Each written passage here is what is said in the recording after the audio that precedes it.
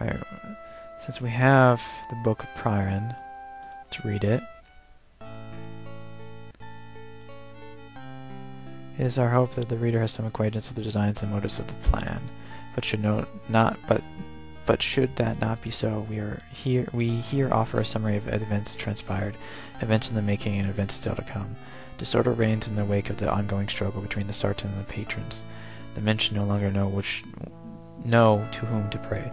A misguided few have actually begun to align themselves with the malevolent machinations of the patrons. If not for the patrons' inherent distrust of alliance and the haphazard nature of their efforts, they might have already claimed victory.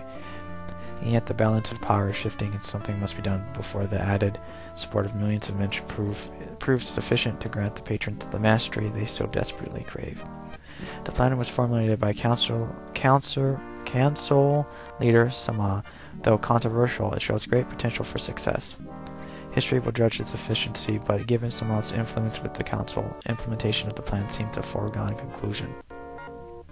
Sama's plan calls for the world to be sundered into 5 realms, 4 to bear.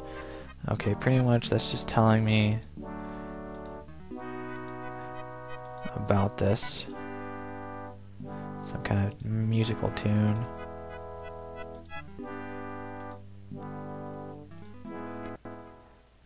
Alright, Book of Seems Magic. It's got that name, so we can probably transfer runes onto the stone. Okay, the book appearing on the steering stone. I have to report to Czar.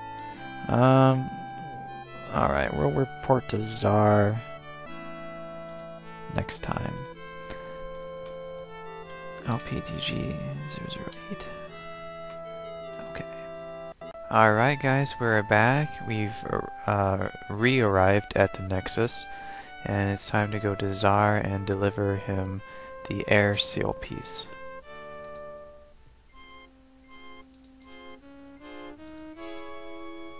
Welcome back, my son. I see you've been successful. You have Arianus' seal piece. Congratulations. Now please give me a report. You hand over the seal piece and describe your adventures on Arianus in detail. Most of the antics of the men seem to bore Lord Czar.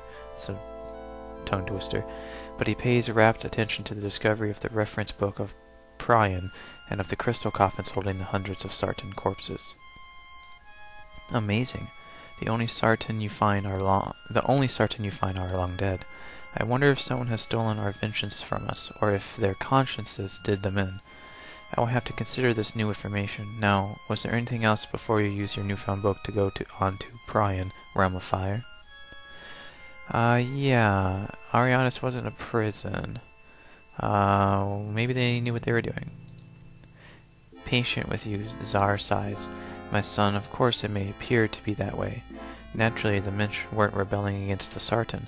According to your own report, the Sartan there are dead. Believe me, if the Sartan had been alive, they would have been grinding the Minch under their heels. We are doing them a favor by removing the Sartan threat forever, or confirming its absence, and finally taking over the reins of their lives. The Sartan were right about one thing. The Minch do need guidance. They are like children. Listen to your own report. Their squabbles are almost laughable. When we finally bring the world together, we shall give them the leadership that they so sorely need. What do you think killed them? I'm not sure, perhaps a plague, although I've never heard of a plague so selective that it wipes out an entire race and leaves others untouched. I don't think we have enough information yet. Hopefully you will learn more in your travels. How's the research going? The book I'm reading now is titled The History of the Sundering. Not only is it woefully inadequate, but it was improperly stored, and moisture has damaged many of the pages. The book discusses the 6 Sartan responsible for the plan: Sama, Dimitri, Orsif, Lonoi, Tylor, and Walith. Each created a specific spell, and for reasons I won't go into, it is vital that I learn which spell each Sartan created. The book did have that information once, but the water destroyed it, so I've been forced to do quite a bit of research on each person. I've divined much about their personalities from other texts. I'm hoping that this will tell me what kind of spell they would be likely to create. I've become very familiar with each of them, and I've named them the 6 devils. Each is a devil in a unique way.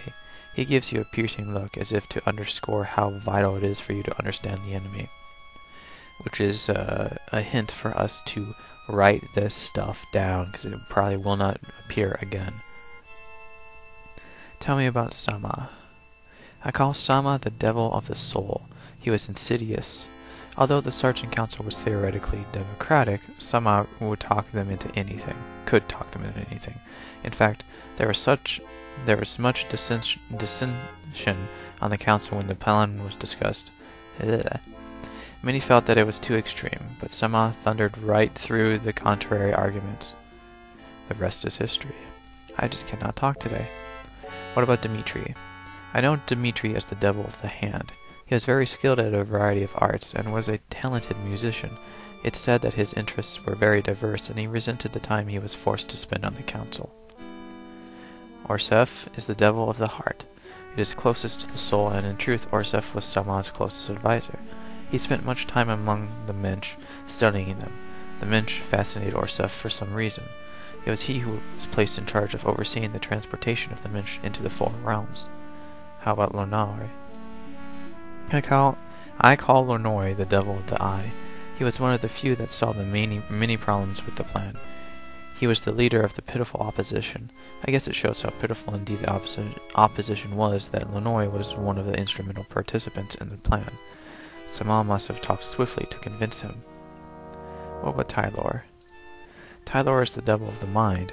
He was the youngest and quickest of all 6 Sartan. If not for him, the plan might never have occurred. Although he was very ambitious, he wasn't nearly the politician that Sama was. Sama used him, and as he used everyone to further his own plans. Wallith. I refer to I cannot talk. I refer to Wallith as the devil of the tongue. It's something I kind of would need right now. Sama knew that Wallith was a skilled speaker and well-liked, perhaps almost as good as a... Oh my god, this text is driving me nuts. Almost as good a politician as he. He kept Wallith from the council for that very reason, and was fortunate that Wallith had no political aspirations, otherwise he might have had a fight on his hands. Can I look at the book? I'm afraid not. It is so damaged now that I have to keep special care of it. I never move it from this desk, and I turn the pages only with reluctance. I'm sorry. Okay, what about some of the subjects?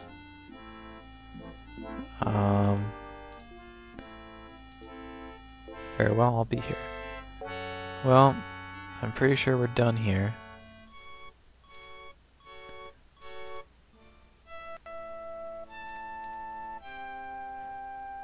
You call on the power of the steering stone to take you through the death gate and into Pryan, world of fire.